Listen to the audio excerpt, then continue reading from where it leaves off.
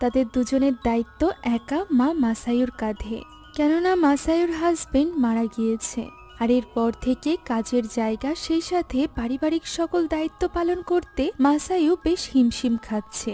বর্তমানেও সে অফিসের একটা কলে ব্যস্ত ছিল, সেই সাথে সে একই সময় রান্নার জন্য সবজি কাটছিল। এমন সময় তার কাছে আসে তার ছোট্ট মেয়ে সারি। সারি এখানে তার মায়ের সাথে খেলতে চাইছিল, তবে তার মায়ের কাছে তো তাকে দেওয়ার জন্য সময়ই ছিল না, যে কারণে সারি বেচারি মন খারাপ করে চলে যায় তার বড় ভাইয়ের রুমে। দরজা নক করতেই সে দেখতে পায় দরজা তো আগে থেকেই খোলা, তাই সে ভেতরে প্রবেশ করে। ভেতরে রেহমান ছিল না।